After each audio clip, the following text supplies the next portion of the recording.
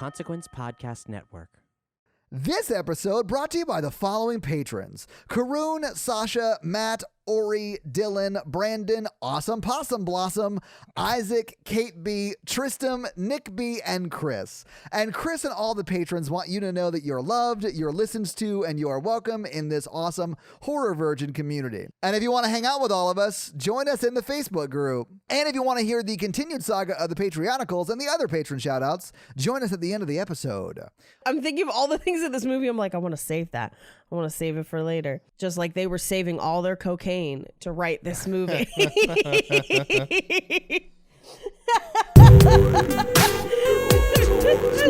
a set full of nosebleeds. None of us asked for this movie, and yet we were given it anyway. Thank you for tuning into Horror Virgin. I'm Paige. I'm Mikey. And I'm your horror virgin, Todd, which means I don't like watching scary movies, but you guys make me watch them, except for this week when we delved into the horror comedy known as Gremlins 2. Yeah, okay, so this movie is amazing. I did see it once as a child, and I remember really liking it, although there were some parts as a child that scared me, and I stress that because this movie's fully not scary. But Mikey and Paige, have you guys seen this movie before? I had never seen this movie before. I'd never seen the first one, so I had to go back and watch the first one and then watch this one. So you watched Gremlins 1 and then watched this one. Right, and it doesn't help it make sense. No, it doesn't. There's no assistance. Well, what do you think about the franchise now that you just fresh off of viewing? They're great. They're so much fun. Yeah. They're not good, but they're fun. I was talking to Todd about this before we started recording. I was really struggling because Gizmo reminds me of a cat, where he's got kind of like cat-like sounds. And he's unhappy through most of this movie. And it just made me sad. I would just look up from my computer and look at my cat sometimes. It's just like, I hope you're happy, McCready, because this is making me sad. Well, you see, Paige, Howie Mandel decided to play it kind of sad. Yeah, Howie Mandel is the voice of the Gremlin. Yes. Yeah, he's the voice of Gizmo. I love Gremlins. I don't know if I talked about this the first one. I grew up with a stuffed Gizmo that I slept with. I'm sorry, what? Can stuffed animals consent? All the time. I was a child. A child. I think you're misreading what he meant by when he said slept. I think in this situation, he actually meant slept. Yes. Yeah. Okay. So, Mikey, you had a stuffed Gizmo that you slept with? Yeah, I had a stuffed animal Gizmo, and he was super cute, and it was one of my favorite stuffed animals, and I slept with it, and it was great. And I watched this movie all the time as a small child. By the way, Paige, I've been to Mikey's place. That Gizmo is still on his bed. I'm assuming you love the franchise then, Mikey. Yeah. The first one's scarier. Yeah. But this is the one that I watched as a child. This one's super fun. Most of the jokes over a child's head. This Absolutely. is clearly a film for grown-ups that would distract a child for an hour and a half. Of the gremlins that come out of Gizmo at the very, very beginning when the water fountain gets him wet, like all of those are broken down into certain people who were like those gremlins. And the ones that the kids will like is the googly eye crazy one. Daffy is that gremlin's name. Yeah, I don't know their names. But the guy with the crazy vibe, that one is the one that's for kids. The one that laughs the whole time. Yeah. Just looks like a damn fool this whole movie. I hated him as a child. I liked Gizmo. Well, I mean, yeah, everyone likes Gizmo, Mikey. I do like Brainy Gremlin, although he is a missed opportunity for one of the, like a joke that would have made me laugh till I peed, so I wouldn't have even been able to talk about it tonight. I would have been still laughing. And I'll get to it when we get to that scene where I was just like, I thought that's the way they were going to go. And then they went a different direction. I will say on this rewatch, one of my favorite characters is the voice of the building. Yes. Yes. Oh my God. Mikey, I wrote that down so many times. Oh, yeah. I laughed so much. It says such crazy shit. Oh my God. Okay. Did you notice the sound of all the doors opening in this building? Yes. It's the original Star Trek. It's from Star Trek, yeah. It's the Enterprise. Yes. Like, I was just like, I would love a comedy Star Trek Gremlins crossover. I mean, it's the Tribbles episode. Yes. That's what it is. But a modern day retelling where the ship is as snarky as the building. Yes. Welcome to the men's room. Are you a man? I hope you wash your hands. Hold on, I wrote it down. I have to look it up. The best one is the fire alarm. Oh my, the fire alarm is great. Yes, we are on fire. Yeah. Chase that proverbial survival instinct and flee. Well, but here it is. Fire, the untamed element. Enact the age-old drama of self-preservation. Indeed, we are on fire.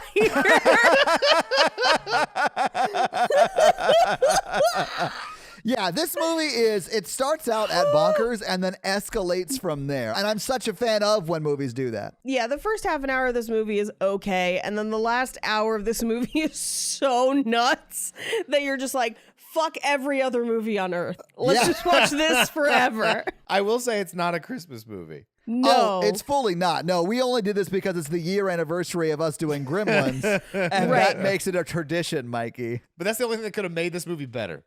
I mean, much like Christmas, this movie now lives in my heart. Oh, I love it. But let's get into it so we can talk about how much we love it on a scene-by-scene basis. Let's get into it. So this movie was made 6 years after the original. It opens with the longest Daffy Duck attempt at a cartoon ever. Oh, man. So strange. It's like 6 minutes long or something crazy. And it's just like nonsense. But from there, we cut directly to an overhead shot of the city of New York. Yeah. And we follow as a limo makes its way through Chinatown and stops in front of a construction site, which is right next to the shop from the first movie. Yeah. So a man gets out of the limo in the suit. His butler, or what I assumed to be a butler at the time. This is not Downton Abbey. He doesn't have a valet. It's like a personal assistant page. Anyway, they pull a TV and VCR out of the trunk. Yeah, because FaceTime hadn't been invented yet, Paige. Right.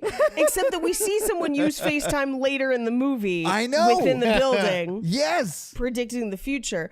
But so they bring this TV into Mr. Wing's store, set it up. And like, I don't know if you guys remember how long it used to take people to set TVs up. Took a while. So they set this whole TV up. No, Paige, this is a TV VCR combo, baby. You just plug it into the wall, you stick that tape in, and you're done. It's go time. No, the VCR is separate because it's sitting on top of it. Oh my God, is it? He's got a Lucy Yes. on top of his TV with a VCR. Oh my God. He had three guys. They did it fast. They did it fast. So they set this up and then they play a video of, in my notes, I just says, is this Bobo Donald Trump? Like, this is a video of a Donald Trump adjacent character? I referred to him as handsome Donald Trump the entire time in my notes.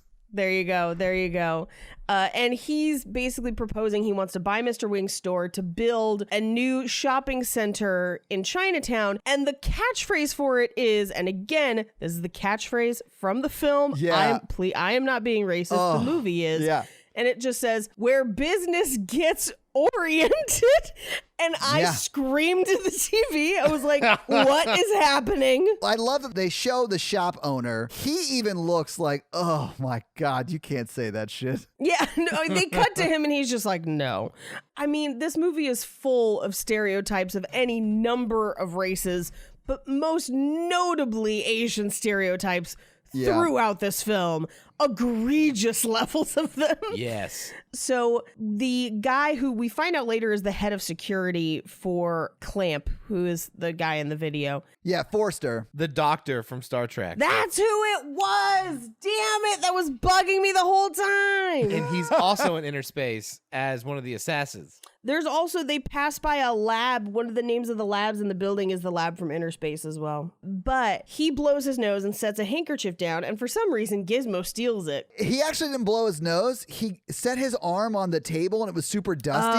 Yeah, he wiped the dust off his suit. Yeah, and then Okay. he put it down and then Gizmo took it. I don't think Gizmo does anything with it, but, you know, Gizmo's a thief or whatever. I don't know. I don't know why I he would don't do that. know. I don't understand Gizmo's MO for almost anything in this movie, but he is cute, and so I'm gonna let it go. Oh, yeah. He can do no wrong. Yeah, so they're basically asking if Mr. Wing will sell, and Mr. Wing is like, no, go away. And they're like, fine, keep the TV. And they've noticed that Mr. Wing is coughing the whole time. And so as they leave, they're like, we're just gonna wait.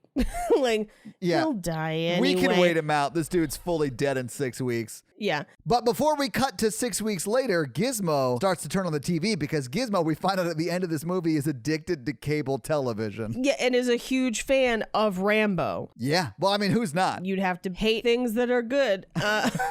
So I do love that they use the quote of him saying, to make it through war, you have to become war, which I feel like is the craziest line of that whole franchise. But I would say that that is what happens to Gizmo throughout this movie. That is his hero arc. It is. Starting from a place of sheepishness and kindness to becoming the cold, hard killer that we know him as today. He didn't draw First Blood, Paige, but he knows how to end it. He's quoting from Rambo First Blood Part 2, not Part 1. Why is it First Blood Part 2? Okay, so let's talk about Rambo. Hold on. Rambo First Blood is the first serious movie where he goes to the small town. He has this thing Right. with the sheriff, very small scale action. The sequel, Rambo First Blood Part 2. I just thought it was Rambo 2. I never thought it was First Blood Part 2. The general goes to where John Rambo is in prison for killing all those police officers and says, if you can go into Vietnam to rescue POWs, we will let you out of jail for murdering all those police officers. Yeah. So they give him a bow and arrow with explosive bows and arrows, and they drop him off in Vietnam to rescue POWs? Question mark? And that's where he has the speech and the bow and arrow. Well, since we're talking about Rambo, you've unlocked a fun fact. Yay! They personally asked Sylvester Stallone for his permission to use Rambo's likeness. Oh, yeah. Sylvester Stallone is crazy when it comes to movie rights. Like when he, quote unquote, wrote Cobra, which is a movie he wrote based on the book Cobra. He asked, after the movie came out and it was moderately successful, he asked that author if he could pay him enough money to change the authorship of the book to Stallone. That is bonkers. You literally took a book, liked it, wrote a screenplay. It did well enough that you then want to pretend to be the author of the book? That's nuts. Well, you know about his mom's rumpology, right? I mean, I know this is a big old long tangent, but his mom thought that she could tell the future by pictures of people's butts. Let's move on. You just blew my fucking mind. Is she still alive? I got a butt pic I gotta send her. She recently passed, unfortunately, but... The thing about Rumpology, Paige, is you can read everybody else. You can't read yourself. Anyway, so 6 weeks later, Mr. Wing has died, and Clamp Enterprises, which is basically this big, huge building, which also owns Clamp Cable Network, is going to tear down the store. And they haven't even bothered unloading anything from the store or selling it or anything.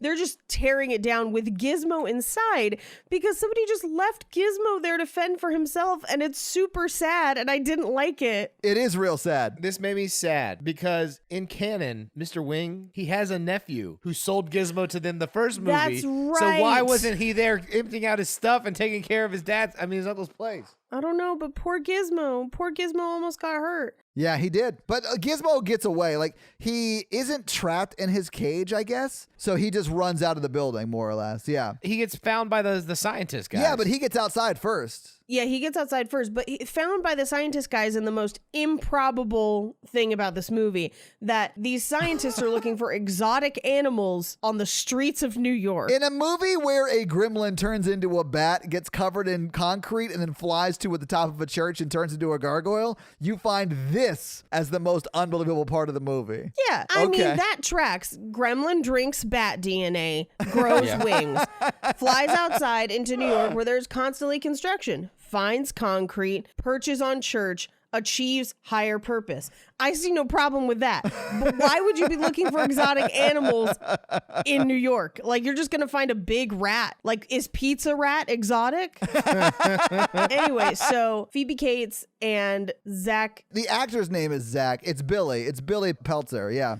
Billy and Phoebe Cates are walking down the street trying to get to work. And this is where we find out that they want to get married and have a nice apartment, but they can't afford to. Yeah. And so they're both working these horrible depressing jobs in New York at a building with revolving doors that are so fast they just fling people into walls. Oh, it's so good. I do love as they're walking to the building, Phoebe Cates gets like bumped and like nudged around. She's like, everyone here is so rude or whatever. Yeah. And then they get to the building, someone nudges her out of the way from the spinny doors, and then he gets spun. Yes. And then they go through, and then that person gets spit out into somebody else, and they both fall. And Phoebe Cates and Billy just walk past them. Yes. My favorite is if you watch throughout the movie, those doors go on a journey. They do. Where like we see that happen, and then the building has the like home of the revolving door, blah blah, like they've invented them or something.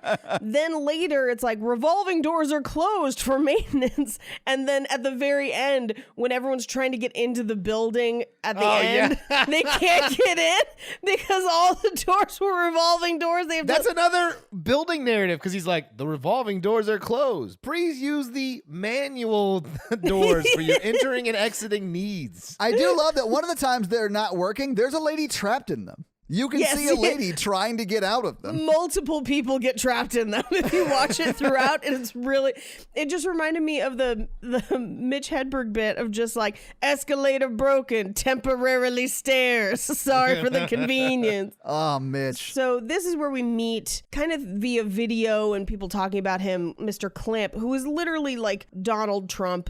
And it's this soulless corporation where Billy is good at his job, but it's a total nightmare. And he's working on artwork for the stuff that they build. Yeah, he's sort of like a designer. He's not an architect because he's not like drawing up plans. No, he's in the publicity department. Yeah, which is even weirder that they're just like, draw a picture of the thing and then we print that thing on a thing. And it's a real convoluted job, but he's literally a barcode to this company. Yeah. They don't let him have a potted plant or his own art. It's pretty sad. It's a bummer. I did love that scene where Forrester was talking about the art, because he's talking about his shitty small town drawing that he did. And then he walks over to the wall and says, this company spends a lot of money on sanctioned art for everyone to enjoy. And it's literally just like 3 rectangles and a triangle. Yes, sanctioned art. It's worse than the painting that's above Mikey right now.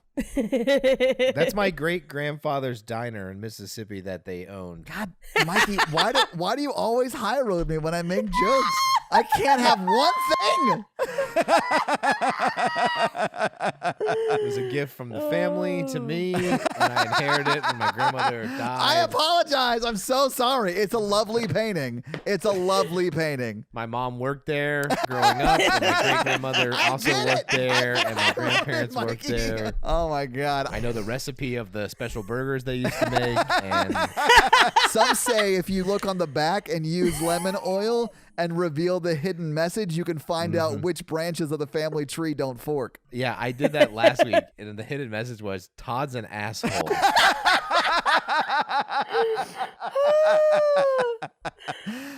It's just like that stupid shirt Mikey's wearing. My mom died in this shirt. Oh my God. Do you wanna make fun of the painting on the other side of the room? It's a collage of my dead dog. Did the dog make the collage? No. Okay. No, my mom made it for me for Christmas the year after she died. She took a paw print when she had cancer and put it in the collage with other pictures of me. Mikey, shut up. You're going to make me cry. Stop it. The year after the dog died. For a second, the way you said that, I was like, I thought your mom was alive, but how would she make a collage after she died? No, I already took her handprint for in case that happens. Well, this got real dark. So anyway, later on in the building, we see that they have like a security room with all these cameras, and they're like firing people for taking extra smoke breaks because they're total dicks. Yeah. That guy was in Inner Space too. Yes, he was. Fun fact, this is just actually Inner Space with puppets. I'm here for it. Yeah, no, a guy goes on a smoke break and they're like, zoom the camera in, and they fire him over the intercom, and then the building chimes out, employment opportunity on level 7. Yeah. Like they have people in the lobby just waiting for someone to get fired so they can run up to that floor and apply for the position. Late stage capitalism, baby. So we cut to Phoebe Cates giving tours of the building, and again we're hearing her like just list off stuff around the building, and she just says, including a popular line of jams and jellies. Yeah, one of the high-tech things she mentions is jams and jellies. We cut to Billy visiting the Dracula TV show. Yeah, he visits the set. Yeah, the set. And it's modeled after, so the grandpa from the Munsters used to have a show like this. Oh, really? In the 80s. And so it's modeled after that. But the funny thing I think about this movie is they treat him as if he just dresses like Dracula all the time. Like, Well, he does. yeah, we never don't see him dressed as Dracula. Like, he's just constantly walking around in full Dracula. Like, hey, where are you guys going for lunch? Like, he's just Dracula 24/7. And they refer to him as such the entire movie. Yeah, they just call him Dracula. Yeah, in the credits, he's billed as Grandpa Fred. Yes, Grandpa Fred.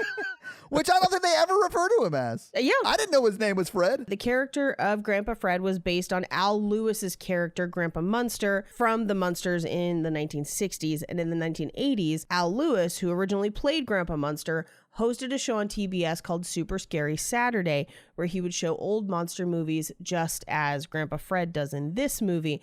Although Grandpa Fred establishes in this film that his show airs at 3:30 a.m. when the only thing that scares people up at 3:30 a.m.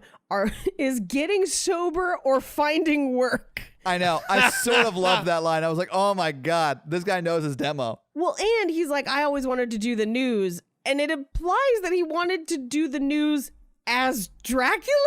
I mean, he's not dressed up, Paige. This is how he dresses. I know. I would watch the news more if it was like, welcome to the midnight news. It's Dracula. Top stories. Blood, blood, blood. Shooting at the mall. Like, We have 24-hour news networks. Why don't they change the themes as they go throughout the night? Just saying. That's actually, yes. Anyway, they're talking and basically saying he should show older movies, and he says that Mr. Clamp only likes color. So this movie is really setting up Clamp to be kind of like a horrible Donald Trump character, and then it can't decide if he's the villain or not. Yeah, we're still dealing with like the late 80s, like capitalism is amazing. So Yes. like he's still douchey, but like also like it's gonna save us. Yeah. I honestly feel like the real villain in this movie is hubris, because handsome Donald Trump is really just trying to like progress or whatever. Right. And it's like ruining everything, and he doesn't see it that way, right? Right. I loved when the building was like, Clamp Cable is gonna show Casablanca, but full color. In full color with a new ending. Is what it said. I mean, the building even looks a lot like Trump Tower, except it doesn't look gaudy. It's like very sleek and silver. It's not like It kind of gold looks like and- the Mall of America is what it looks like. Yeah, it does. Like half this high rise is food court. Like, it's real weird. Delicious. I'm on board for that. Delicious. Yeah, I'm cool with that. But also, and Dracula tells Billy about this, on one of the higher floors, there's a genetics lab, and we cut to that genetics lab called Slice O Life Designer Genes. But we reveal that these are the people that found Gizmo. Yeah. And their boss is Christopher Lee. Yeah, Saruman the Wise is the head scientist of Slice O Life. Yeah. I think you mean Sir Christopher Lee. Oh, yeah, that's true. He is a sir. Sir Christopher Lee is making Urukai in this high rise.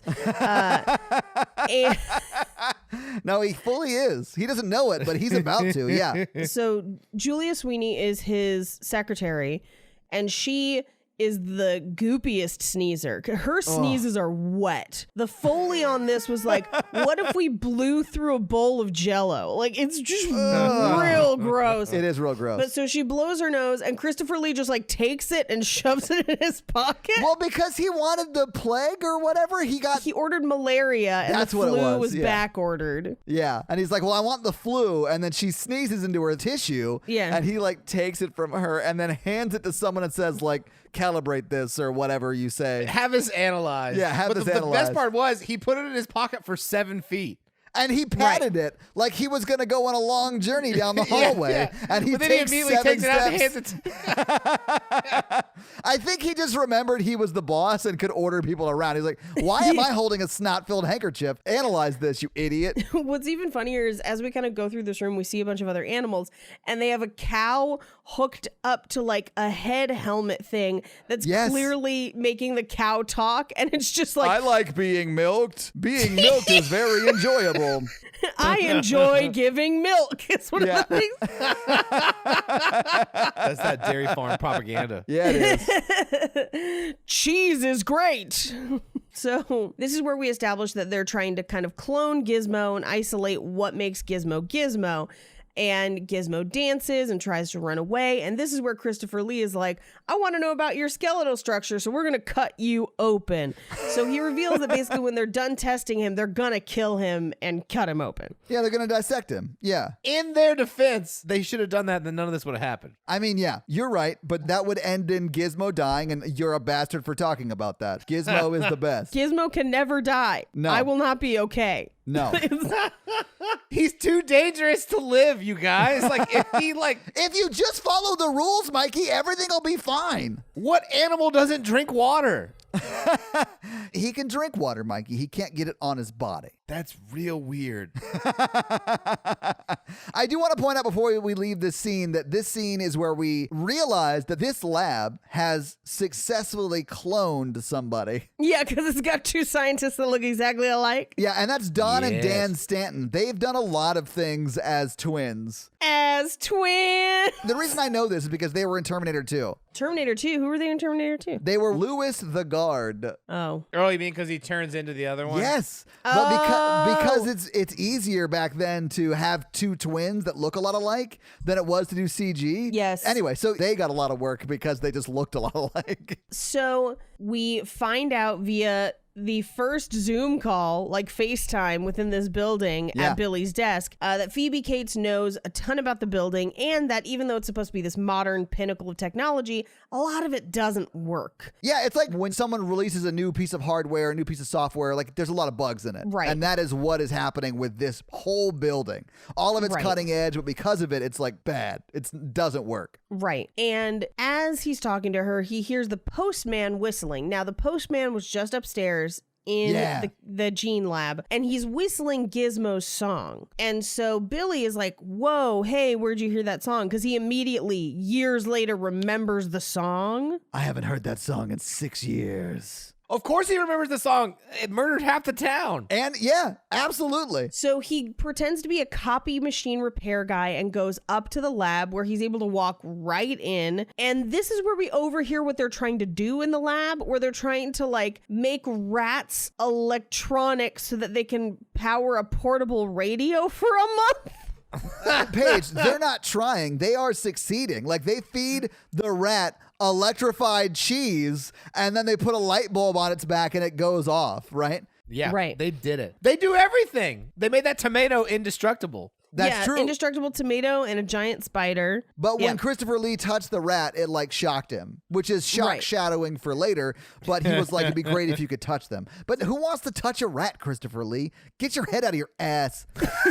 Get back to making orcs. Do what you're good what at. are you doing? So, so he finds Gizmo, grabs him, and opens cages on his way out as a diversion. So the monkeys get into some of their samples. Hey, we're the monkeys. We're gonna get in your samples. We're gonna turn into a spider and catch babes in our web. So, Oh, you mean a spider monkey? Yes, Mikey, a spider monkey. Hell yeah. just like in Twilight. Oh, there are no sexy piggyback rides in this movie, though. So we cut to the men's room where we hear the voice of the building again, which is, welcome to the men's room. Are you a man? Hello, man. I love when he walks into the men's room, there's a guy in there. That guy walks out, and the door goes, I hope you washed your hands. Yeah. You're like, what? So he opens he's got like a toolbox that he's put Gizmo in. Yeah. And he opens him, and Gizmo pops out and purrs like a cat. And I was, Paige, you're like way into this. I didn't like them being mean to Gizmo. I didn't like them being mean to Gizmo either, Paige. I just think it's funny that you're like in love with it. Well, it's like a cat that kind of talks and watches Rambo with you. And really likes cable TV. Me too. Yeah. I mean, I Same. wish they were real. perfect pet. Me too. Yeah. I mean, not the perfect pet. This is a nightmare waiting to happen, but he's very cute. But if you could remove the bad elements of it, like if you could get rid of the gremlin side of the Mogwais and just have a Gizmo, like that would be awesome. Yeah, if you can feed them and get them wet, it'd be fine. Yeah. No. Wet ass gremlins. See, this is why I didn't want to go. That's why I said no, because Bring your toolbox and a mop for these wet ass gremlins. yeah. Yo, let me see that wag. I'm talking pop, pop, pop out the back of a gremlin. This is where I didn't want it to go, but I knew we could get here. I want you to put bat wings on that little gremlin. Okay, never mind. Go away. So You just tell the thoughts to go away. Go away. bye. So we cut to Billy gets back to his office. He puts Gizmo in a file cabinet, and Mr. Clamp is touring that part of the building. Which is a big deal. Huge deal. Yeah. And he likes Billy's drawing, but he notices the drawer opening, and he's like, oh, it's an automatic drawer. He's like, oh, I didn't know we invented that. Good job. Bye. I do love that they position him as like the head guy, like the CEO or whatever, but he is in his office like nothing to do, right? So he's like, take dictation, or like, let's do some memos or whatever. So he decides to go on a tour because this dude literally is so, like, he's created something so big, he's now out of touch with everything. Right. Does that make sense? Yes. And I love that about his character because it's realistic. Yes. Now, this is where Billy's boss hits on him. Now, his boss is played by the popular girl from 16 Candles. Yeah. And she basically is trying to get him to go to dinner. And it's implied that she only wants to get close to him because the CEO liked him. That she's kind of like social climbing. It is implied that, yes, that is not the case, though. Yeah. So she asks him to go to a new Canadian restaurant where they clean the fish right at your table. And he's like, that sounds great. And I was like, no, it doesn't. No. It sounds like you're watching a fish get murdered and gutted in front of you. Well, he sounds terrible. doesn't want to go, but he needs to get her away from Gizmo or whatever, right? Right. Oh, I thought that he did want to go. And I'll just say this.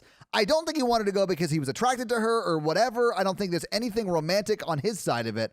I think he wanted to go because in his mind, he needs to make more money so he and Phoebe Cates can get married. So I feel like he wanted to go to sort of help his career. No, because he says no like 4 times. Yeah, I didn't think he wanted to go. I think he felt pressured to go, and that's why he ultimately goes. That's fair. Maybe you're right. I do feel like there's a lot of pressure on him to provide and all that, like, you know, machismo stuff that is sort of started to go away some, but still it's sort of prevalent today. Yeah. So he tells Gizmo to stay in the file cabinet, but Gizmo climbs out even though he shouldn't. Gizmo's a bad little mogwai. He's a bad one, and He causes the death of like 100 people in this building, and y'all are like, he's so cute. Mikey, no one dies in this movie. Oh, multiple people die in this film. Wait, really? Yes, there are multiple deaths in this movie. They are all off screen then. We talk about this the first Gremlins movie episode. A lot of people have died off screen or on screen, and it just cuts away, and then you're Yes. like, huh. Remember the couple who shows up in this film? We thought were dead in the first film. That is true. The Futtermans? Murray Yeah. and Sheila. Yeah, the Futtermans. Yeah, absolutely. So he stops by Phoebe Cates's like locker room where she is on break or whatever from her tours and tells her to pick up Gizmo and take him home, and then he'll basically meet her at home. Yeah. And this is where we get the like Casablanca in full color with a whole new ending. Here's looking at you, bitch. yeah. And Phoebe Cates has the normal reaction, which is like, that's a bad idea. I don't want to bring that thing home. Yes. Remember our town that was all the way destroyed 6 years ago? Yes. That was all the way destroyed. I mean, you're right. While we're waiting for Phoebe Cates to get there, a guy comes to fix the water fountain next to Billy's desk. As he's doing so, it shoots water and it misses Gizmo twice, but then eventually ruins Billy's drawing and then drips down onto Gizmo. Yeah. And gremlins pop out of his back, which I hate. I hate so Yeah, much. it makes me feel weird. I don't like it. I really, really dislike it. There's a phobia of like porous Yeah. creatures. Yeah. I have it too, Paige. I don't like it. I don't The like most it. body horror part of this movie is when they're coming out of their backs. Yeah, I hate it. Yes. Whether it's a Gizmo or the hairy Mogwais or whether it's the gremlins that are popping out of the gremlins back. I it's hate that always worse. gross. The effects were good, but like for a children's movie, like having them melt into bones and the birth of the new gremlins, it's all a little too much for a small child. Yeah. So the gremlins pop out of his back. Yeah. And he's a dad. He's a dad. A couple evil-looking gremlins, and one like buck-toothed, doofy gremlin, and then one who's constantly got his eyes swirling in different directions. Paige, do you know how to keep a gremlin from getting pregnant? He's got to wear his rubbers. Oh my God. I love it. Bring a bucket and a mop for these wet-ass gremlins. Because rubbers are like rain shoes. Mikey, we get it. You guys didn't laugh a lot. I'm telling Wop. I wrote that joke. I'm sorry, you wrote that joke? You like wrote it out? Uh-huh. Oh, Mikey, you're taking notes? Right here. Hey, be nice about that joke. It was his dad's joke, and he handed it down to him, and he carried it through the war and then passed it down. It was my uncle's dying words. He said, I have nothing to give you because I used it all selfishly. The only thing I can give you is this joke. I'm sorry, but that painting high road joke is going to be the funniest thing we do on this podcast. That shit was hilarious. It also hurt my feelings, but it was hilarious. Hurt my feelings too because it was my family's painting that was passed down to me that I proudly hang in my living room. So they're trying to hurt Gizmo. They take his armband, which is all he has left from Mr. Wing, which is very sad. That is so sad. I think it's insane to me that they are literally seconds away from being born and they're already like aware of what is happening around them. They already know that they could beat up Gizmo and they're assholes to him. They're assholes. That is an insane thing for what is essentially a baby to do. See, I thought they were just clones of the three of the first movie. Like, I was like, okay, so if he gets wet, he just creates the same gremlins over and over again. Oh, I don't know. That would be good for the props department, but I think that's a little bit wrong.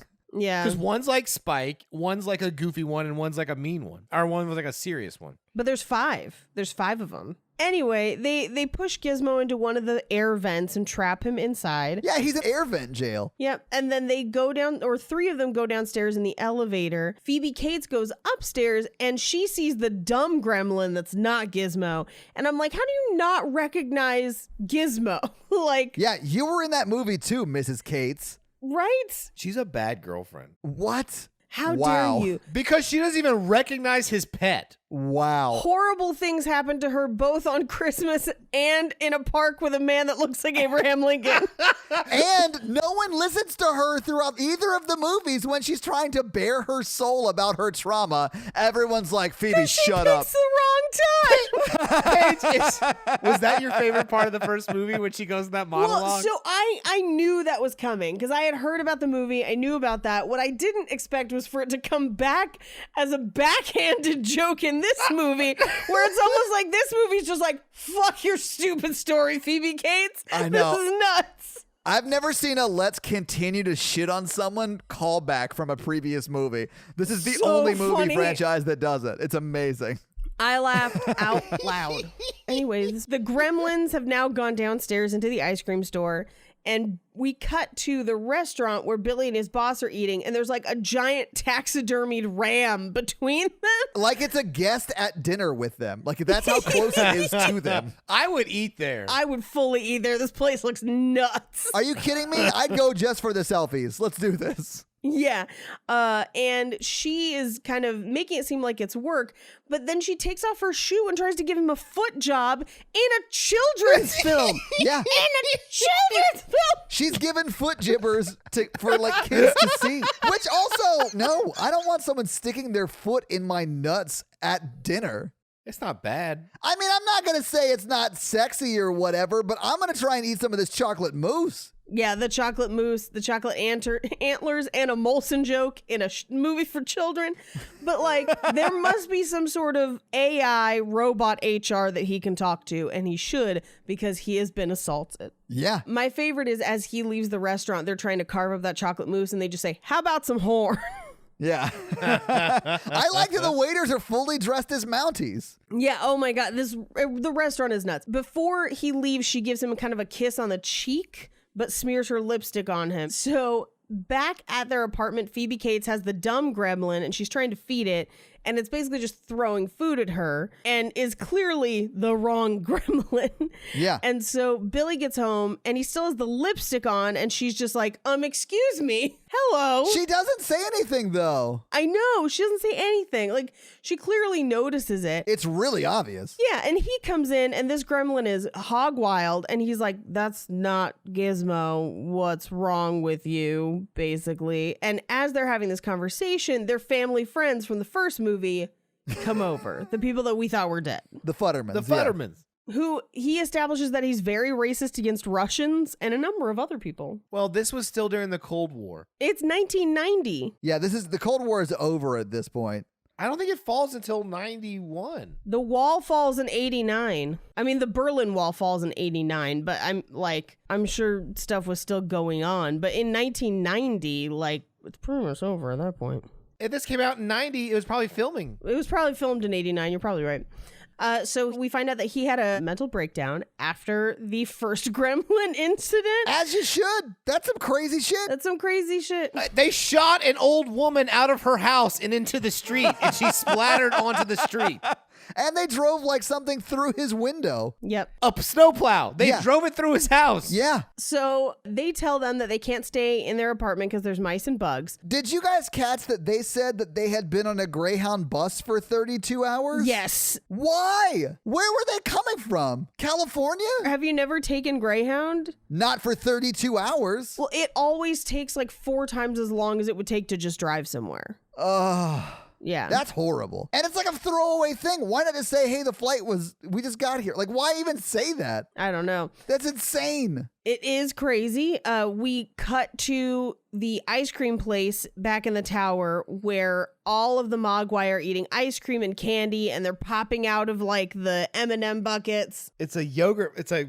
Like a frozen because yogurt everyone place. eating that is like, this is supposed to be health food, but they're putting peanut butter cups and like Yes. sugar in it, and they're like, this is supposed to be healthy. Is Yeah. this are they organic? Are they free range peanut butter cups? I don't think you know what that means. They think it's a rat. I don't think they know what rats are. Well, no, because they clearly see the hand. Rats don't have Right. hands like that, baby. I mean, unless you're watching Ratatouille. I guess that's fair, yeah. Yeah. As that's happening, Phoebe Cates and Billy get there and they follow the screams because it's after midnight and now they've eaten. So that now they go get an axe and try to find the water supply because they think that's where the gremlins are going to make their cocoons. Right. Well, and they want to turn off the water so they can't get wet. That makes Right. sense. Like, they're just trying Yeah. to abide by the rules. A security guard catches them because they trigger the alarm in the building because it's a fancy smart building. The security guard who is armed and insane. Yes. And just in time to stop him from shooting them, the doofy gremlin bites him in the face. Yeah, like fully bites the tip of his nose off. Right. And at this point, Billy's trying to tell him, like, you've got to shut the building down. They're going to hatch. You've got to help me out. And he doesn't believe him. So they take him to jail along with a police truck full of mimes. That's my favorite detail. Where you're just like, what? Why? My favorite detail is coming up because the Futtermans left their apartment that night and they went back to the office where they get arrested and then they get out of jail that next morning. And when it cuts to the Futtermans again, they're still on the street holding their luggage. Yes. Yeah, as if they've been walking all night. Yeah, that was insane to me. So we cut back to the building. Now that Billy's out of jail, it's like 6 a.m. and the cocoons are already hatching. Oh, yeah. And it's clear that they are evil gremlins. And Gizmo is still trapped in the vents. He falls down the vent into the basement where the cocoons are hatching. And the gremlins basically start beating him up. So as Billy and Phoebe Cates get there, they buy flashlights at the gift shop, which don't seem to work. They play fast and loose with lights in this movie as to whether or not they actually hurt the gremlins or not. Because there's a lot of times where there's lights shining on them and they are fine. It's weird. Yeah, I don't really quite understand the light rules in this because they are sometimes scared of the light. And then at the end, when they're singing New York, New York, there are fully spotlights just going Yes. through the crowds of gremlins. So I think you guys need to stop asking questions. But at this point, Phoebe Cates and Billy run into his boss, who's clearly hitting on him and then doesn't want to talk to Phoebe Cates. And she just says, if we get through today alive, you're in big trouble. And they go to try and get people to evacuate the building. No one believes them. She has to go on giving her tour for the day where she meets Mr. Kitsuki, who is a horrific racist stereotype. Yeah, but do you recognize who he is? Yeah, it's Gere Watanabe. Yeah. Yeah. He's in a lot of like 80s and early 90s stuff. I loved that guy. Yeah, he's great. Unfortunately, often typecast as a stereotype, but a very talented actor. A very underutilized, talented actor. Underutilized talented actor. I think he has like 3 lines in this, and he's by far the best actor. Well, my favorite is like more recently he's been given a lot more roles that have a lot more depth and are really, really interesting. Yeah. And it's one of those things where you're like, man, they didn't let you do shit in the 80s. This is a bummer. So they go into the next room where they're having a microwave cooking show. Microwave with Marge, baby. You didn't watch that growing up? Microwave with Marge. Yeah. And she's basically microwaving liquor and bologna. Yeah, that's what you do. Loved it. Because she's like, some people use a little sherry. And then she takes a big shot. She's like, I use a lot. And pours a whole glass on just a pile of bologna. Yeah. And as she's doing that, a gremlin pops up through the machine in the security room where they're like looking at the cameras for it. Time out, because the conversation they're having before he pops up is the writer's room. Yes. So what it if is. it's a midnight in one time zone and not in the other? And like, Right. did they still change? I love because they have all these valid questions about the rules, and then the film just ignores it all completely. I feel like this film truly understands how fucking bonkers it is. Yes. And at many points tells you. And this is one of those points where it's just like, hey, wait a second. We didn't think this through, did we? And then interrupts that conversation with a lizard-looking mogwai popping out Alien style. and killing a man. yeah. Yeah. He murders that guy. He does murder him. Yes, it's insane. So we cut back to Microwaving with Marge, where she's making, in her words, a tuna noodle cheese product chowder surprise. Oh, the surprise is you're dying. In a massive pot, like in a bathtub-sized piece of cookware that she's like, let's put it in the microwave. Like, Oh my God. I have to tell a work story. okay. Oh, God. We tricked a girl into thinking she may have had bed bugs, a new employee, and she... Mikey, you can't do that to employees. No, this was back in the day. We were like coworkers. Okay. How'd you trick her into thinking she had bed bugs? Well, we were just like, she's like, I'm itching. What do you think it is? And we're like, it's probably bed bugs. You're going to have to boil your sheets. So she went and bought a giant pot without us knowing and tried to boil her sheets at her stove. It was hilarious. Did she do it? Yeah. Oh, you guys are mean. Anyway, Yeah. that lady's sheets are on the stove, and the stupid-looking, goofy-eyed gremlin pops out of the pot, and then there's another gremlin in the cupboard behind her, and then she turns, and the little bucktooth gremlin is dressed as a chef, which is the first of many times that I have questions about where the gremlins are getting clothes in gremlin sizes. Yeah, what you don't see is about a third of the gremlins that hatch that morning. They're just like people that make clothes. It's just the costume department.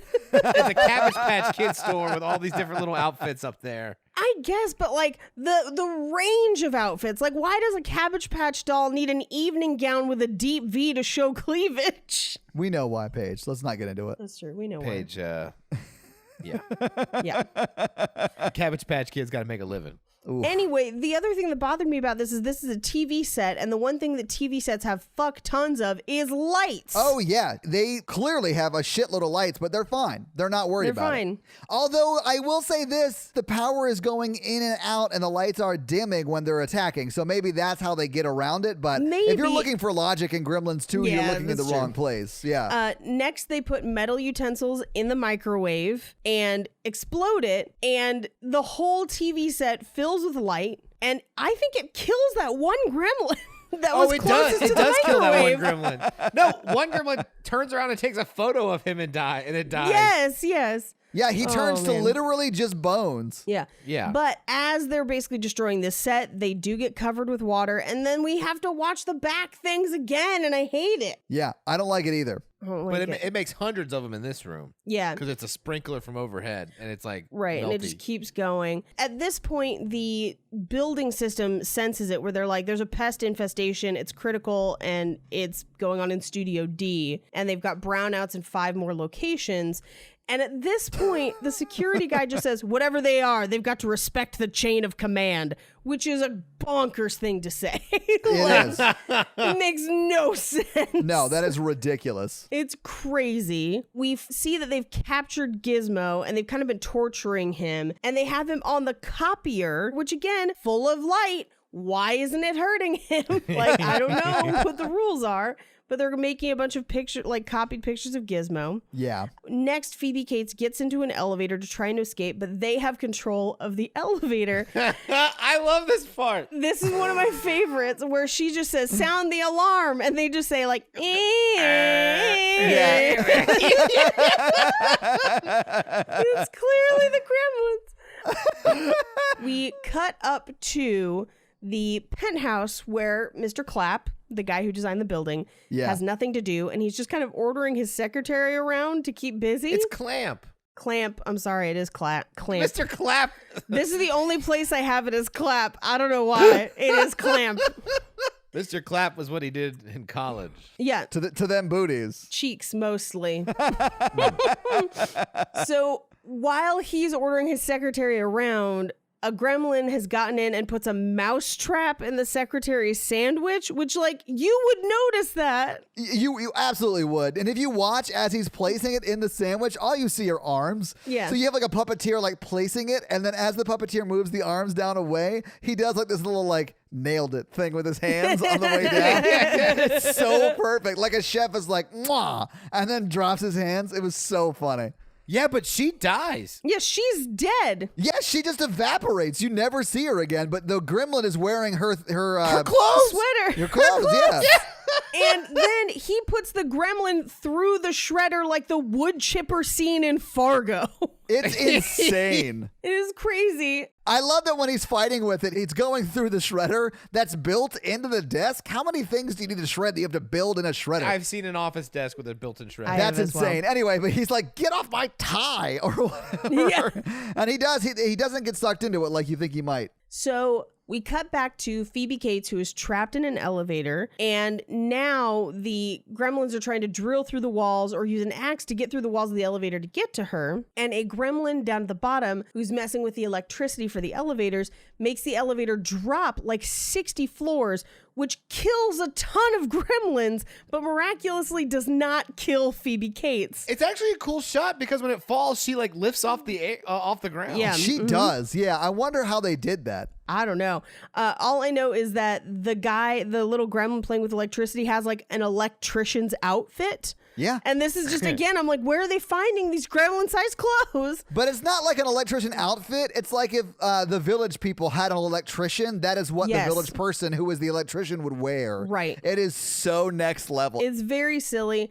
We then cut to, because there's a huge TV station in this building, we cut to a fake TV show called Movie Police with Leonard Maltin, and it is actually Leonard Maltin. It was so funny. I honestly wanted to know if this was his real review for Gremlins, and they were like, hey, we're doing a Gremlins 2. Do you want to come back and read your review as we kill you?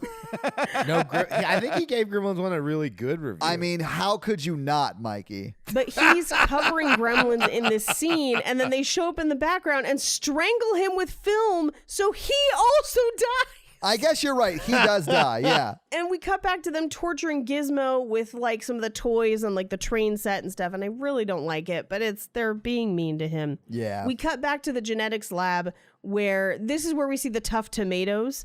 And we cut over to see that there's a gremlin drinking some of their DNA juice for the vegetable medley, and it grows veggies on its face, and I hate it until it's a full veggie gremlin. Yeah, I don't like it either. This is one of the reasons I did not eat vegetables when I was a kid. Is this movie? Now, this is one of my favorite jokes in the movie, but I feel like they couldn't take it in an even funnier direction because they needed a joke to go a certain way for the rest of the movie to work. Yeah. But I will tell you what happens, and then I'll tell you what I wish had happened. Okay. So one of the gremlins drinks the brain juice. Yes. And has a violent reaction, collapses, and then when he gets up, he has glasses, and then analyzes the morality of genetic modifications. I love it. Which is very funny. The only thing that would have made me laugh harder is if he had collapsed and had a violent reaction and gotten up and then just had glasses. That was all it did. Like, that's what the brain serum did. It's Just made him wear glasses. Just gave him glasses. Oh my gosh, yes. And for a hot second before he spoke, I was like, if they just gave him glasses, I'm going to lose my damn mind. That's the funniest fucking thing I've ever heard.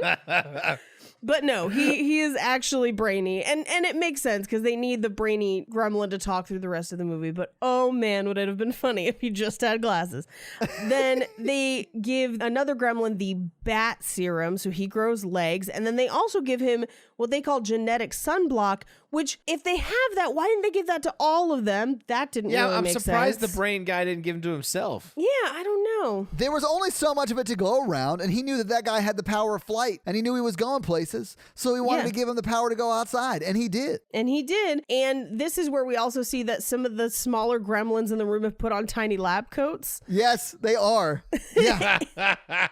And the bat gremlin flies through the wall, leaving a perfect Batman logo, which they have the rights to because it's Warner Brothers. I love it. And it flies out into the sky.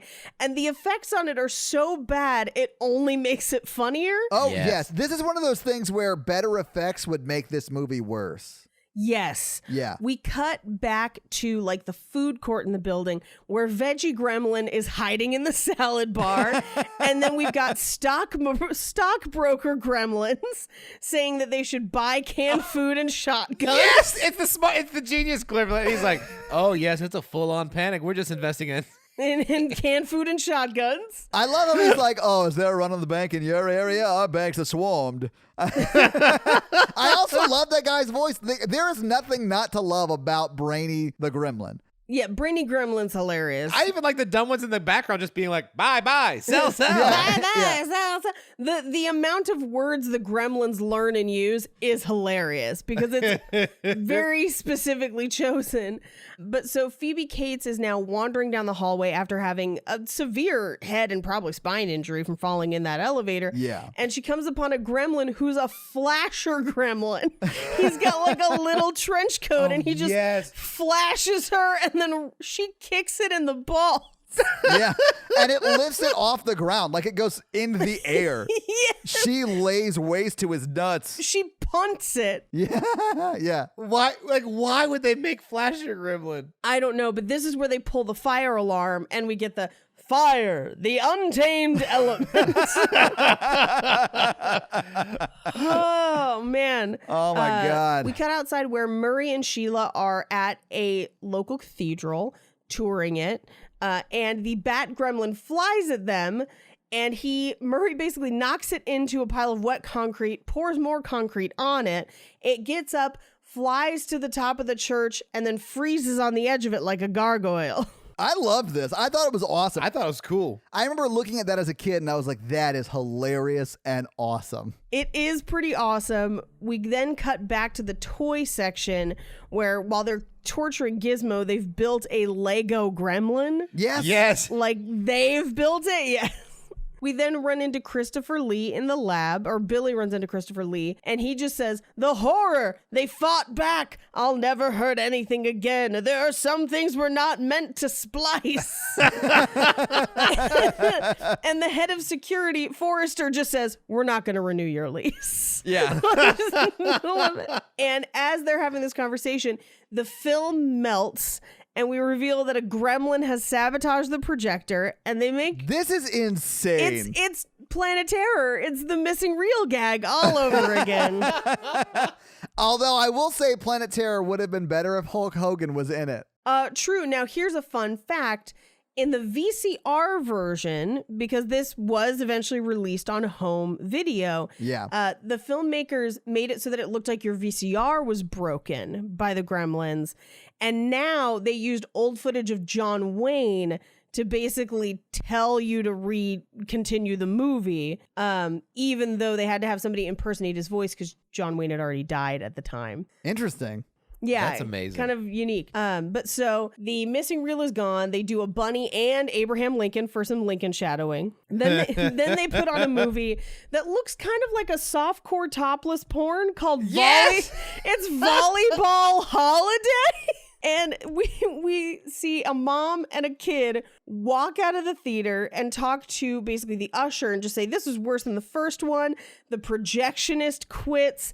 And so the theater manager goes into the theater, finds Hulk Hogan sitting in the theater, and has Hulk Hogan get up and yell at the Gremlins in the projection booth. He tears his shirt open, breaks the fourth wall, and then the movie starts again. It's insane. It is one of those ideas that only can have come from cocaine. Well, allegedly, Joe Dante took it from when he was seeing the first movie. A mom came out and complained to him directly, which I don't know how you can have the balls to be like, I know you made this, but my kid doesn't like it. And so he put it in this movie. Yeah. I do love that the manager of the theater that this happens in is like listening to the projectionist and the lady complain at him. And he's like, enough, I will solve this. And the only thing he does is go and get someone else to solve it. Although that someone else is Hulk Hogan, so that's a good call. I just think it's funny. Because, Todd, that's called management. Yeah, says the guy who doesn't do anything at work except for put up Christmas decorations. I got someone else to put up those Christmas decorations. Exactly. Delegation! Yeah. I don't know if you know, but those Christmas decorations belong to his aunt, and she got them from an orphanage. Oh, my God. Look, my aunt's body was found wrapped in that inflatable when she was putting it up at her house. Oh, you're lucky you're not Phoebe Cates, because while you were saying these things, he'd be like, Mikey, we don't have time for this. Shut up. We cut back to the control room at Clamp Tower, where Dracula is watching all of the video screens, seeing that all the news reporters are outside talking about what's happening inside, but they can't get inside. And this is his chance to broadcast the news as Dracula. So he grabs Geru Watanabe and he's like, can you work a video camera? And he says, work a camera? I am a camera. His only line in this film. I know, he's so great. I love this guy. So they go to the lab where the Gremlins are just drinking all of the DNA shit. And one of them turns into Electricity Gremlin, who just kind of moves around as like a bolt of lightning. He becomes a lightning bolt, yeah. Becomes a lightning bolt, which kind of kills Christopher Lee, basically. But really dramatically. Really dramatically. And while that's happening, one of them throws acid on another gremlin. But my favorite thing is the acid just says, acid, do not throw in face. And then he just deliberately throws it in one of the other gremlins' faces. And then he turns into a Phantom of the Opera gremlin. Yes. It's New York, baby. I bet it was on Broadway. Yeah, then we get a sexy lady gremlin, which there's no explanation for how she got makeup or anything. And she begins to basically sexually assault Forrester, who runs from her. And as he's running, you hear her gremlin voice say, why can't you commit? Yeah, I thought it was hilarious. I was like, oh, I bet Mikey's going to deal with this. Because she's fully wrapped around his leg. Right. Yeah. I mean, someday I want to meet a nice girl and then like get her back wet and then have babies. Oh my God. Mikey, when you said get her back wet, the only thing I thought of was Supermaning that hoe. Oh, no. I was talking about feeding her after midnight. Yeah. Also, when you say feeding her after midnight, Mikey, I think of something that's gross too. There's literally no gremlin rule you could say in this context and not make me take it sexually. Anyways, the gremlins have a gun. And one of them drinks giant spider juice. Yes. And becomes a spider gremlin. I do love that in 1990, we thought we'd be able to distill DNA into a liquid form and then drink it and then inhabit that DNA. I love 1990s understanding of science. That would have been great. This is a 30-year-old movie, by the way. Yeah. This movie is 30 years old. Holds up. Yeah. Have you never heard of CRISPR page? Yeah. This is legit how we do it now. We cut outside to the news people, and one of them just says, what's in there? I can handle it. I've been to Beirut, which is a very topical joke for the time. And then he just says, I bet they miss you there. And then we see broadcasting live from inside the building. Yeah. It's Dracula.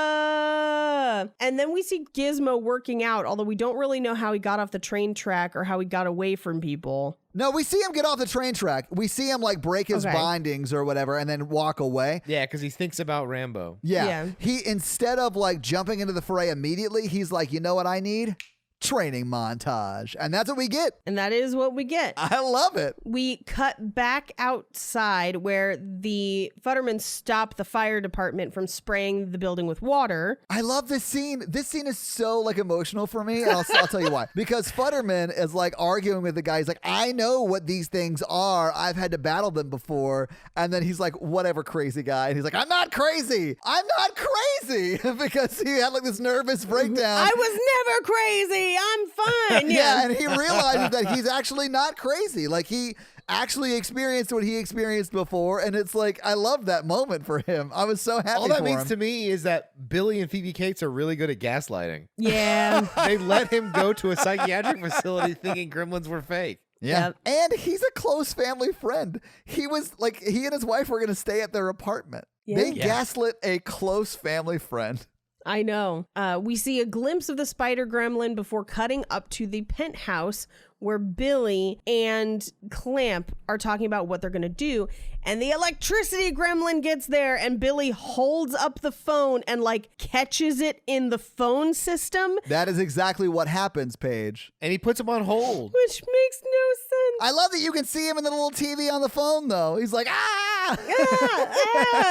It is ridiculous. That's how electricity works, you guys. Yeah, I mean, 100%. If you have an electrical arc coming out of your outlets, just hold your phone up to it, guys. I promise it'll be fine. Okay, let me explain the scene in terms that you two people would understand. Oh, Wow. okay. Wow. That Paige. phone belonged to my father, and it was the last thing he gave me before he died. Okay, so that phone basically is a jar with a key in it, and then up the kite goes, and then the lightning gremlin strikes the kite, and that's how Benjamin Franklin discovered electricity. Boom, science. How do you like that, Paige? Yeah. How do you like that, Todd? That made no sense. I don't know. He said it with authority, so I joined his team. That's Yeah. true. One of my favorite things happens next where they watch like the end of civilization news video. I love Which that. was real. That was real. That is a real thing. CNN has one. Yeah. CNN has one, and that's what they based it off of. I love that he's watching it and like getting teary-eyed. There's a really great 30 Rock episode I love 30 where Rock. they make fun of this and they try to address it directly for each potential tragedy. And so it's like when that tornado hit that handgun factory, when the sharks became aroused and our screams excite them sexually. It's real crazy.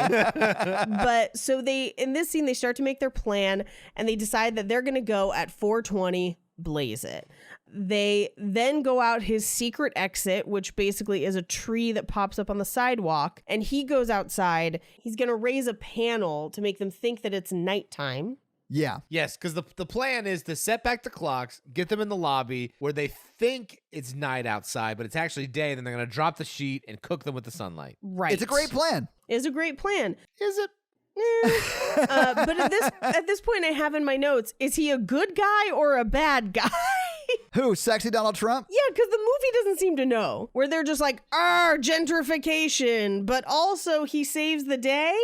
He's a metaphor for capitalism. Yeah. He can be good or bad depending on how you use him. Yeah. If well regulated, capitalism can work. If run amok, it's really bad. Yeah. The next scene, we see some of the gremlins watching Godzilla, and they're cheering and laughing for Godzilla. Yes. And this is also where we find out that his boss has not evacuated, and she's just like, does anybody still work here? Hello? And walks into the giant web and isn't alarmed. It's just like, She's oh, walking in and spider webs. leave a message and I'll call you back. Yeah. So, meanwhile, we cut back to Gizmo's training montage. The secret exit is left open where Clamp went outside. So Murray gets in the secret exit. I remember thinking as a kid, the secret exit was the coolest shit ever. That is pretty cool. It was cool. I was like, oh my God, it comes up out of the sidewalk.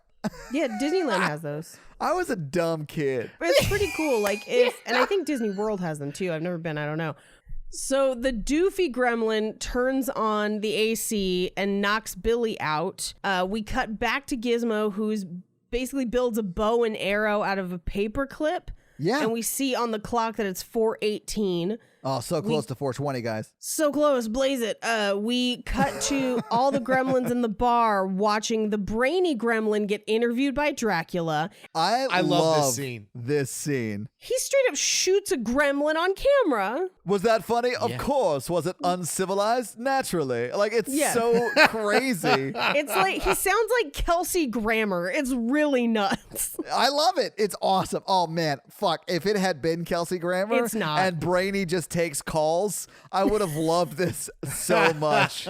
Spin off, spin off. Yeah. He just takes off. calls from like celebrity voices you didn't think were actually in Frasier, but if you Google it, there's like a ton of huge famous people that called into Frasier. That's super funny. So Billy wakes up and he's now in a dentist chair and the doofy gremlin is about to drill his teeth. But my favorite part is that the doofy gremlin went to all the trouble of sanitizing all the dental tools and they're all laid out like in position on his Listen, chest. the gremlins follow rules, right? This is true. They have rules they gotta stand by. Yeah, I get it. No, okay, the Gremlin Society, they commit to bits. They do. That's what it is. Oh my God. Can we make a Gremlins 3 where we figure out their actual weakness is not the sun or whatever? It is that they fully commit to yes and then we just have to figure out funny ways to get them to yes and kill themselves. Oh, kind of like that scene in Us where that kid just walks backwards for no reason.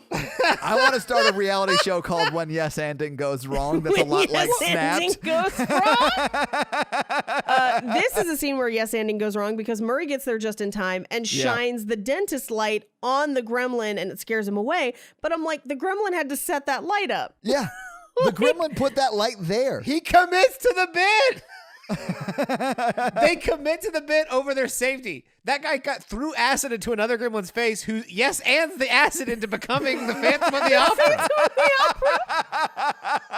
So Murray frees Billy. We cut to Billy's boss stuck in the web and Phoebe Cates finds her and she's like, I could help you or I could leave you there. And she admits that nothing happened, that she wanted to, but nothing happened. So Phoebe Cates cuts her out. But here comes the spider gremlin. And scary as shit. Scary as shit. This is the scariest part of the movie for me as a kid. This is the scariest part of the movie.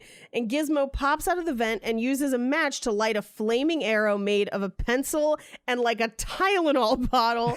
And he lights the spider gremlin on fire and burns the web. So Billy gets Gizmo. The girls cut their way out. Gizmo is now dressed like Rambo. And they just say, I guess they pushed him too far. I also like that every gremlin innately hates Gizmo because Spider Gremlin was like, Gizmo. Yeah, they all hate him. And he should be respected amongst them because he is their creator. Yes. Well, at this point, we get Phoebe Cates looking off into the distance saying, don't mention Abraham Lincoln. Something terrible happened to me on his birthday when I was 6 or 7. I went to the park and a dude who looked like Lincoln and then they drag her away. Paige, before you finish, let's just, we don't have time for all this. Let's move on. She fully got molested in that park by a guy who looks like Abraham Lincoln. But everybody doesn't have time for it. They're like, okay, we just gotta go. And now, correct me, okay, because her dad got stuck in the chimney on Christmas, right? Yes. Right, they found the body like 3 days later in the chimney because of the smell. Oh, I just love that. And that was the first movie when no one had time to listen to her traumatic story. This woman needs a friend. Like, she has no one that will listen to her. I just love that they called it back because it must have been that people saw the first one and are just like, what the fuck with that? And they were just like, oh, you thought we weren't going to do it again? What I love about that is sort of what I love about some comics. Like, they will know, like, okay, I did this joke. It didn't go well. And normally they would then switch it up so they wouldn't do that string of jokes. But there are comics who will lean into it and then sort of like it becomes funny because they can't stop doing a joke that's not working and then that becomes funny. So like that's what it felt like to me because they were just like, oh, it was insane. It's rude. It's horrible. We're doing it again. Put your fucking seatbelt on. It's going to happen. Which is a gamble. It doesn't always work out. Oh, it works in this movie. In this movie, it works so well. I was scream laughing. And then from there, we cut down to the lobby where all of the gremlins have assembled because Brainy Gremlin has to sing New York, New York like Frank Sinatra. I love it. Well, what else are you going to do? Anything.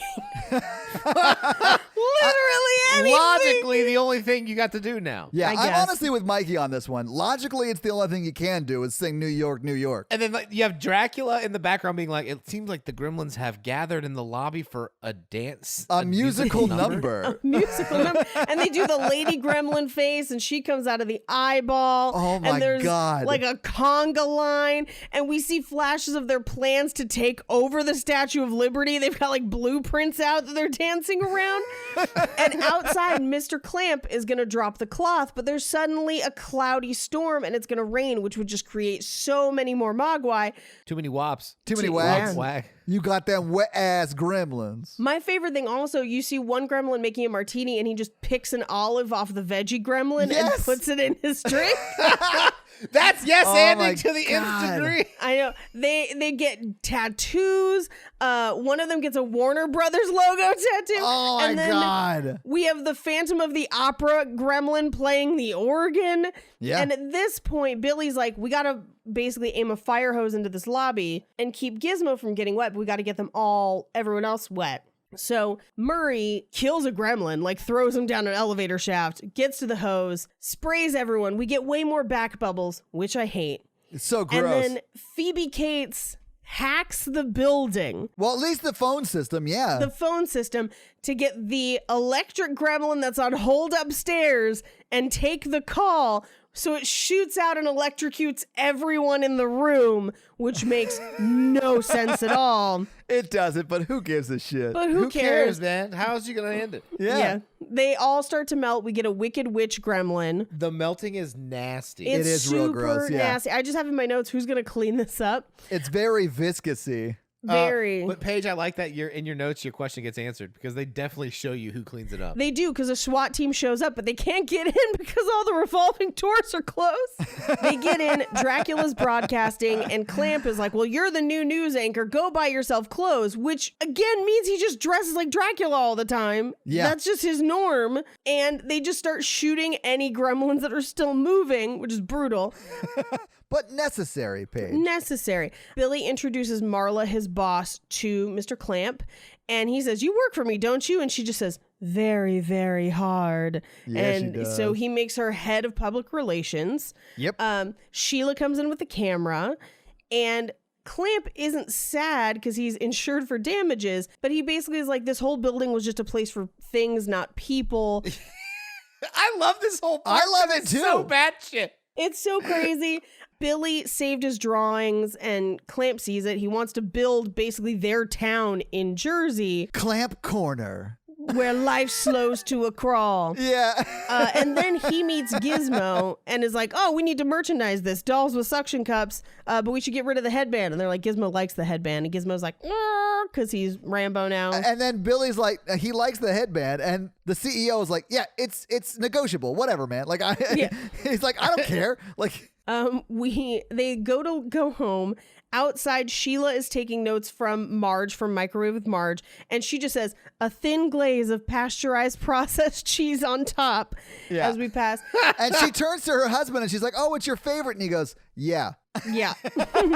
Gizmo asks if they have cable, and they're like, no. And this is where we reveal that Forrester, the head of security, is trapped upstairs in the tower, in the bathroom, where a surviving lady gremlin, not the one Right. that got killed downstairs, is in a wedding dress and has clearly sexually assaulted him multiple times. Many times, yes. Many times. She tosses the bouquet at him, and the camera goes close on his face, and he's like grossed out, and then he reconsiders, ? I think it's Stockholm Syndrome. Yeah. Then I just have in my notes, does he fuck this gremlin?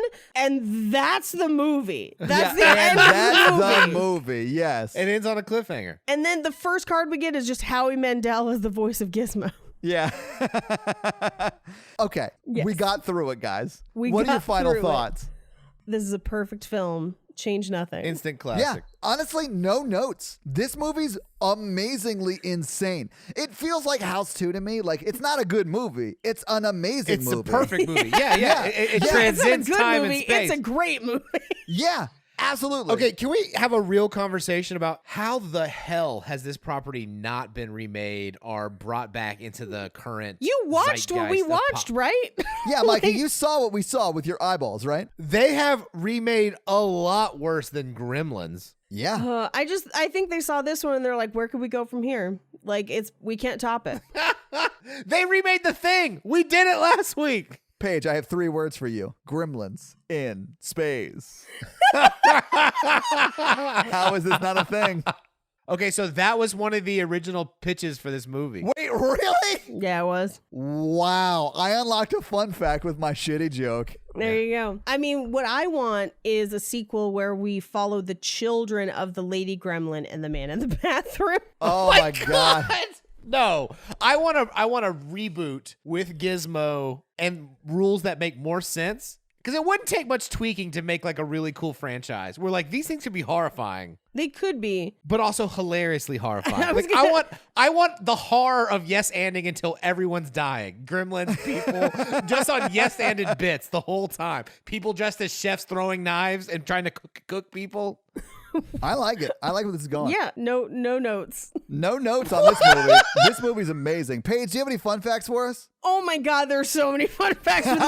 We will not get through all of them. That is what I wanted to hear, That's Paige. what I was trying to pepper some of them through. There's so much about this movie. So let's get started. So the opening aerial shot of New York City, the one that airs over the credits, is actually stock footage from Superman 4: The Quest for Peace. Hell yeah. In a deleted scene, the Gremlins release all the animals in the Splice of Life lab. And during the filming of that scene, the monkeys in the lab were so afraid of the gremlin puppets, they refused to leave their cages. Oh my God. I would love to watch that scene. Oh my God. So Sir Christopher Lee is in this movie, and it's directed by Joe Dante, who also directed the original Howling. So the first thing that Christopher Lee did upon being cast was apologize to the director for appearing in Howling 2, Your Sister is a Werewolf. A job is a job, baby. I get it. Now, I think you guys covered on the last Gremlins episode how Gremlins is part of the reason that the PG-13 rating exists. Yeah. And this movie gets a PG-13 rating. They consider this one, I guess, more thematically adult than the first one, which I think is a little crazy, but whatever. Yeah. I think the gore is more adult in this one, but I think the first one is scarier and darker. Oh, the Yeah. first one is definitely darker and scarier. Yes. So the scene with the lost reel is actually inspired by a stunt by William Castle and his film The Tingler from 1959. And that's actually inspired a lot of people. Now, William Castle used to do things like Smell-O-Vision and a bunch of other stuff. He's a huge influence on John Waters. So like he's influenced a ton of people, but specifically that lost reel to make it seem like the Gremlins had taken over whatever theater you were in is inspired by The Tingler. Aside from Mohawk, who's the one that looks like Stripe, the other 3 Mogwai are called George, Lenny, and Daffy. The first 2, George and Lenny, a reference to Of Mice and Men. Mice and Men. That makes sense. Yeah. In the original script, there was an alternate ending where they give Gizmo a wetsuit. Oh, I like that. You guys kind of hit on this. I didn't bring it up at the time, but when Billy is trying to explain the rules to Forrester's staff, they find them absurd and interrogate him on the application of the rules. And this scene originates from the fact that the filmmakers themselves saw the rules as irrational. And some of the questions in the scene were based upon questions asked by fans of the original movie. Awesome. It does feel like that. In one of the corridors of Clamp Tower, one of the nameplates says Vetroscope Labs, which is a reference to the movie Interspace, which came out just a couple years before.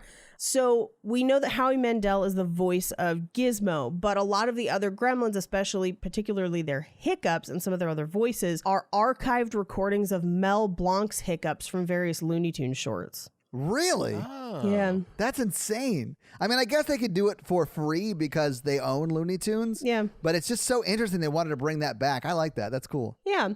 And I'll end on this one because there are literally pages and pages and pages and pages and pages of this. There's like an oral history of this movie. It's a whole thing. Yeah. But I'll end on director Joe Dante prefers this one to the first one. I think I do too, although I will fully admit, movie, like what's a better movie? The first one is. This one's more fun to watch. Yeah, Yes. agreed. Yeah. And that's it for our fun facts. Well, thank you for your fun facts page. Fun facts. Let's do some box office. Let's do it. What do you guys think the production budget was in 1990 for Gremlins man. 2? I think this was actually expensive. I think they poured some think so, money too. into this. I mean, it's really only takes place in that one building, but yeah. But that's a built set. I Like, know, that's it's huge. It's a huge building, a bunch of sets, yeah. I'm going to say 20 mil for the 90s. I'm going to say 10 million. Okay. It was $50 million. Holy shit! Did you say 50? 50. Yes. $50 million. $15 million. No way. So if you adjust for inflation, that's $100 million today because Reagan just ruined the economy. So like inflation's gone insane the past 30 years. Okay, so that means that this movie bombed. And I know it bombed because they didn't make any more. Well, yeah, let's talk about that. So this movie, That makes this so much funnier that it was I so know. expensive.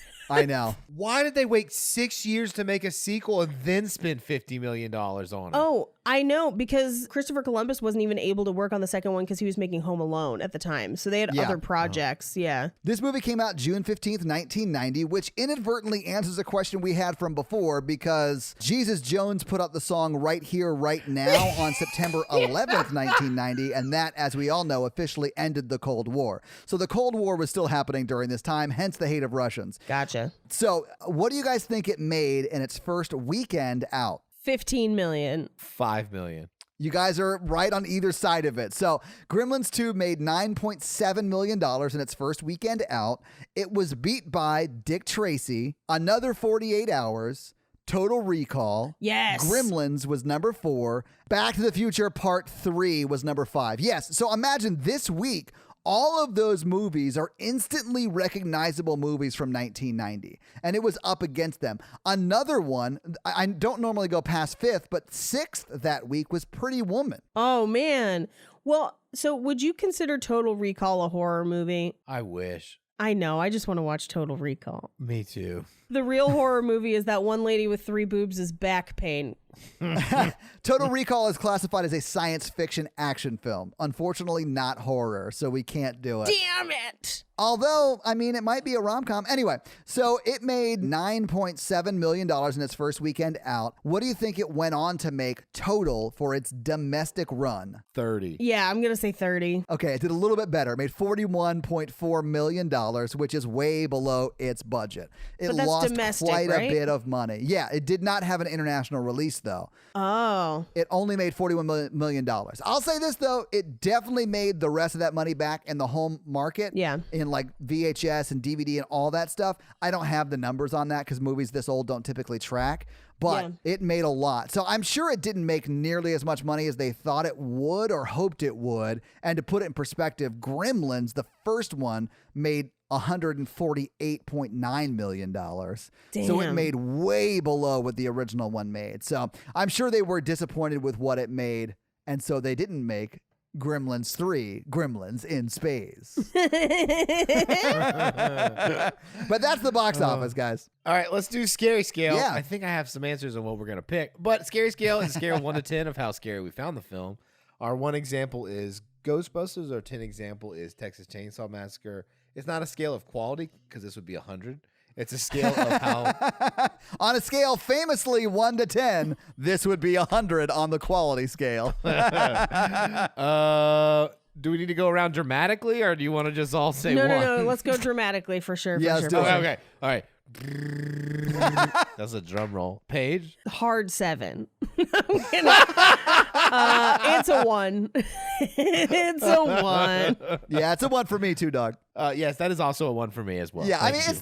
it's a horror comedy. It's not meant to be super scary. There are horror elements, but it's not scary. Yep. So this week, you guys made me watch Gremlins 2, and next week is the listener request. So we sourced all these movies on Patreon, and you guys voted on your final 4, and then voted again on what would win. The theme was winter horror, and you guys settled on the Swedish, I believe, horror movie Let the Right One In. And I've never seen it, but from what I understand, it's a sort of scary vampire movie. Wikipedia calls it a romantic vampire horror movie. So, guys, your homework is to watch Let the Right One In for next week. So, Mikey, do you have a review for us to read? Not yet. Well, while you're looking one up, let me tell them how they can have their review run on the podcast, and that is simply to leave us a 5-star text review and, make it fun. Have Mikey read something that's a little silly, a little fun, any of that stuff. Or just say, Todd's the best, long live Todd, and then that'll be it. We'll just have Mikey read that. He'll hate that so much, it'll make me laugh. So, Mikey, do you have a review for us to read? Yeah, I found a funny one. Awesome. What do you got? Okay, this is by Miss Amanda R. Okay, nice. The title of this review is Chef's Kiss. Oh, like, mwah. Mwah. I love it. And she would like it if, please read this as if you were a villain explaining his evil plan. Oh, I love this. Can you start it off with what you don't understand, Mr. Bond? What you don't understand, Miss Amanda. I don't know how to do this. Hold on. I've got to get into character. What I expect of you, Miss Amanda, is to listen to this review. She says, not to be dramatic, but this podcast taught me how to laugh out loud again. Oh my God. That's so sweet, but also sad a little bit. Like a lot of people, I have struggled with mental illness. This is hard to make jokes out of, Miss Amanda.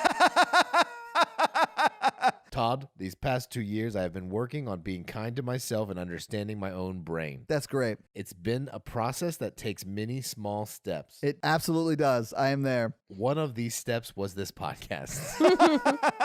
Recommended by mental health professionals around the globe. Horror This Virgin. podcast has brought me so much joy and has reminded me how important laughter is. Aw. I have been laughing. My villain's more unhinged. Much more in my life since I started listening, and it has helped reduce my anxiety to ashes. Oh my God, did she write to ashes? No, I'm adding that as a Oh, flair. it's an ad lib. I like it though. Mikey, don't change a thing. No notes. Yeah, I think it's very fitting for a comedic podcast about horror movies. Thank you. I absolutely love this podcast. I do too, and I love you for saying it. Thank you so much, Miss Amanda R. P.S. Oh, there's a postscript page. Todd, Yes. I am also a horror virgin. There are Horror dozens of virgins us. Unite. Oh, I love it. Yes, Miss 5 Amanda stars. R. I am here for this review. I love you so much. Guys, if you want to have your 5-star review run on the podcast like the wonderful Miss Amanda R. just did, leave us a 5-star review. So we are a member of the Consequence Podcast Network, and if you would check out their other podcasts at consequenceofsound.net, or if you want to check out our stuff, we are at horrorvirgin.com, and if you want to help financially support the show, please do by going to patreon.com/horrorvirgin, where there's literally hours of bonus audio and video content, listener requests like you were able to participate in to pick what movie we're doing next, all that kind of stuff. So guys, check out the Patreon. And if you can't help financially support the show, but still want your daily free Horror Virgin content, go to the Facebook group. And it's like 1,500 people hanging out, talking about horror, having a good time, supporting each other. It's a great, really welcome community. It's awesome. If you like this power throuple and you want to hear us talk about romantic movies, check out our other podcast, Romancing the Pod. Paige is also on Cult Podcast and Black Card Rehab. And if you want to follow our show on social, we are at Horror Virgin.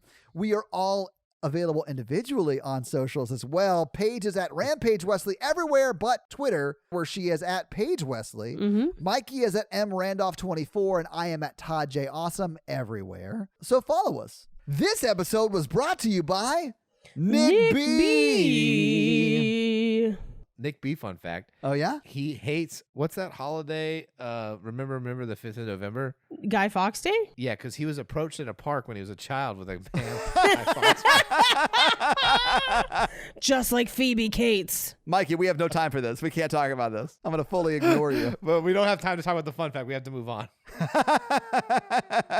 This episode was also brought to you by Ori. And Ori legit is a lifesaver. She figured out how to hack the phone system at work so she could transfer a very electric call down to the lobby. And let's just say it saved lives, guys. This episode's also brought to you by Brandon. And Brandon would like to... Yeah, you do not like this one because you don't like bugs, but Brandon has a family bug business. Yeah, I bet he has a picture behind his couch of his family bug business. Oh, my God. His grandfather started it. It's called Bug Cage Company, and you can find it on Facebook if you have any tarantula, spider, scorpion, centipede, millipede, or other apede needs. The fact that you can just order a scorpion Like I could get one sent to your house. Is it live? Does it show up and it's like, get me out of this box? I want a refund if it was not. They like chill them out so they're very slow, and then they ship them, and then when you open them, they like kind of thaw out a bit. I watch a lot of bug opening unboxing videos on YouTube. That's What? a thing? Who are these people? Brandon, I demand you start bug unboxing on YouTube. This episode also brought to you by Scott! And Scott wants everyone to check out the Indiegogo campaign for the hopefully upcoming movie Christmas Chaos. Check it out, and if you can give, and let's see if we can get this movie made. A movie called Christmas Chaos. So if you guys want to help with that, go to Indiegogo and just search Christmas Chaos. It literally is the only thing that'll come up about it. So search Christmas Chaos and you'll see it. They do need $12,000, so let's see if we can help them get there. We now return you to another episode of The Patreonicals. All right, welcome back. In the Himalayas, it's Shangri-La, where Kate, when we last left her, everyone's panicking because Kate I think she's dead. She's in the Himalayas or whatever. She's covered under there because what happened last week. You'll have to listen in to find out from last week. I'm not going to recap. Sasha and Eddie are together. And Sasha was like, look, Eddie, I've analyzed the behavior of your talking to animals. I found out that there's a super special animal around here. I've been analyzing the stuff while you guys were like fighting or whatever.